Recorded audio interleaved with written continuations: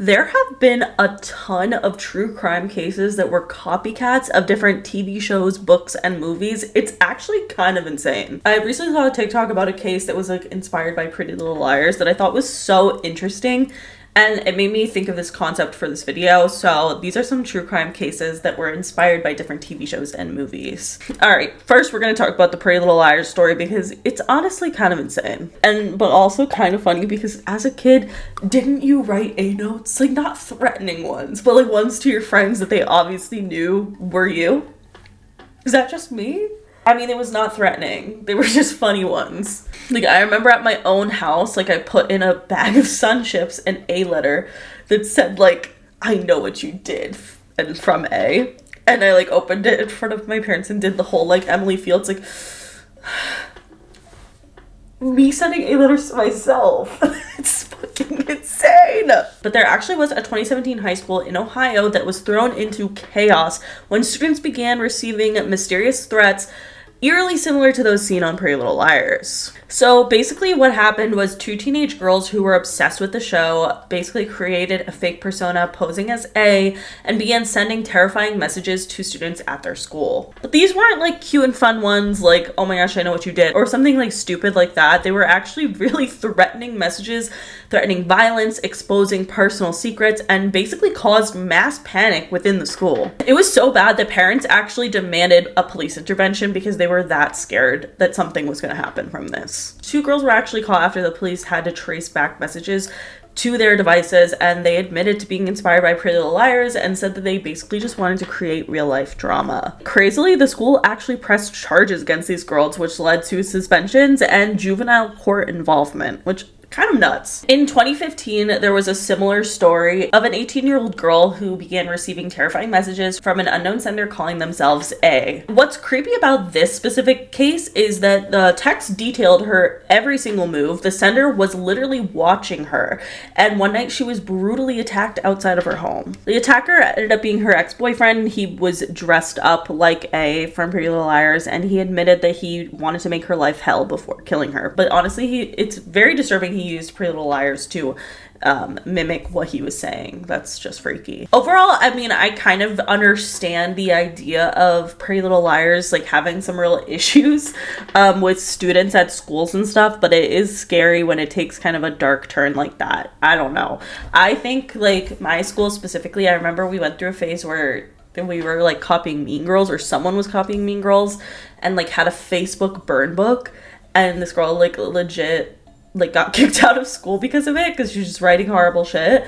So honestly, like it's not that far off. I'm sure there probably are way more cases of this that we just haven't heard of because there was no police involvement. So another TV show that inspired some dark shit, this actually inspired someone to kill people, and it is Dexter. I've never seen this show before, but I have heard a lot of things about it, and I've heard it's really creepy, but basically a man named Mark Twitchell, like this was not fiction for him, and in 2008 he actually tried to live out his own twisted version of the show with deadly consequences. So Mark Twitchell was a wannabe filmmaker from Edmonton, Canada, and he was obsessed with Dexter. He even wrote a script called House of Cards about a serial killer who tricks victims into coming to his garage and then he murders them. But soon enough, this was not fiction for him. On October 10th of 2008, Mark Twitchell lured Johnny Altinger, who was 38 years old, to his garage under the pretense of a fake online date. When Johnny Altinger arrived,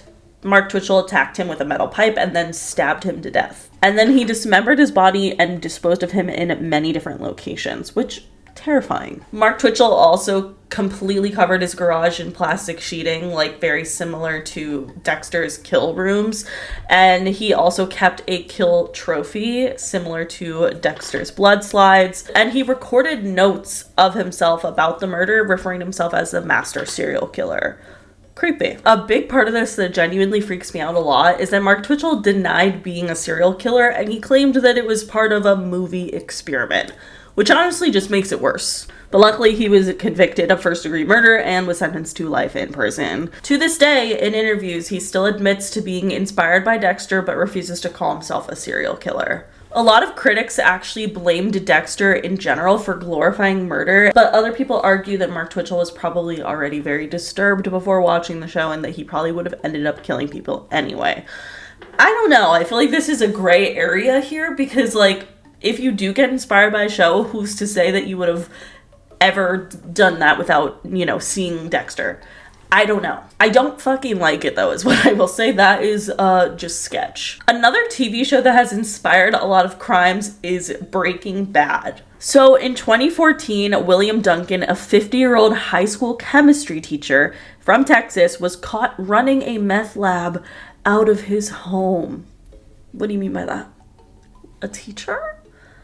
Also, police found over $1 million worth of meth in his possession, which is actually just fucking nuts. And he bragged to his colleagues about how he could outcook Walter White, which is the character from Breaking Bad.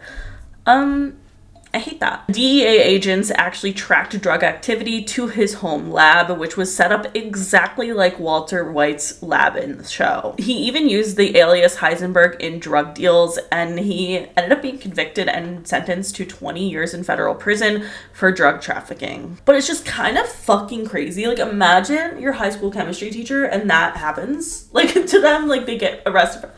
I would be so perplexed. Like, that's actually nuts. Another true crime case that was inspired by Breaking Bad is a bit darker. This was an actual murder. So a man named Jason Hart, who was 27 years old from Spokane, Washington, was a hardcore Breaking Bad fan. He strangled his and dumped his body in a plastic tub and tried to dissolve him in acid, apparently just like Walter and Jesse did in the first season of the show. Police ended up searching Jason Hart's search history, and it was filled with keywords from Breaking Bad, including best ways to dissolve a body. And then during his police interrogation, Jason said that he felt like Jesse Pinkman and thought that he could get away with it.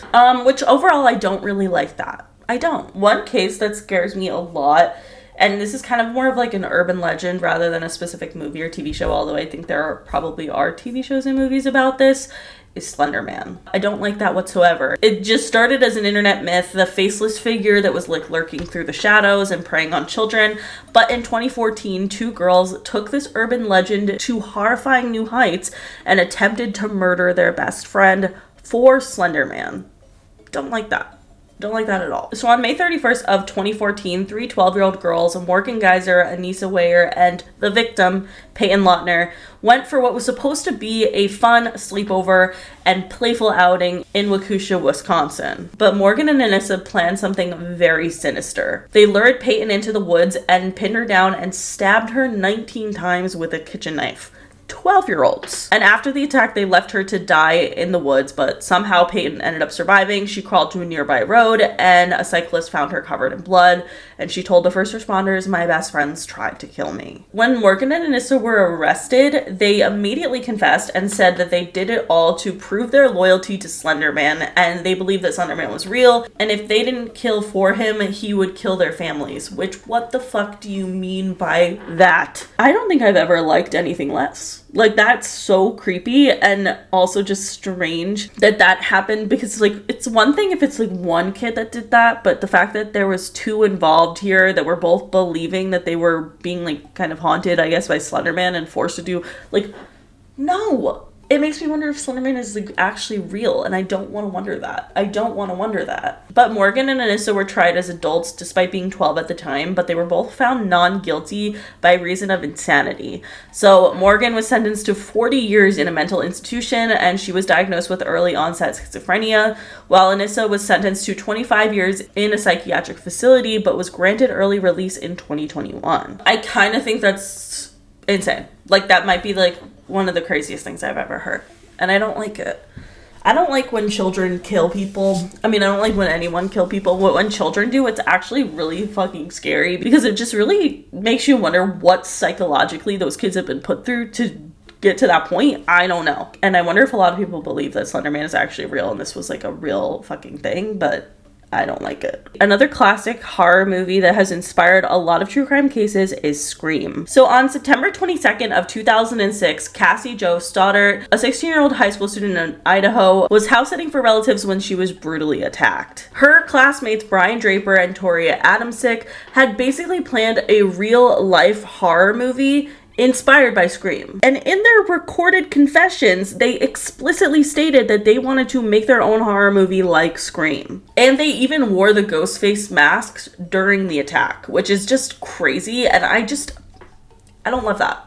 I don't. And I just feel like at that point, when they're 16-year-olds who are watching these movies and becoming inspired by them, it's difficult to say whether or not they would have literally come up with this plot at all if they had never seen the movie. And that's where things get kind of dangerous. I think, like, I don't know how you would prevent kids from, like, watching this kind of stuff, but that's scary. I don't like it. Another really big horror movie that inspired some true crime cases is Jigsaw.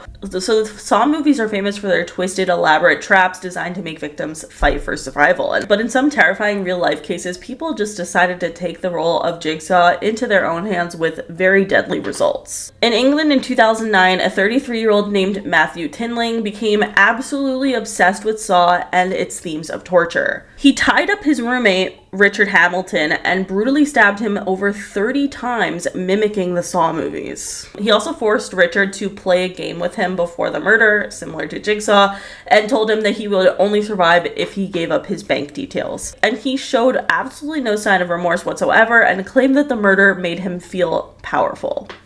I hate that. Another similar story to the Saw movies would be from a Utah man in 2012 named Nicholas Hellman, who kidnapped a 24-year-old woman and locked her in a homemade trap inspired by Saw.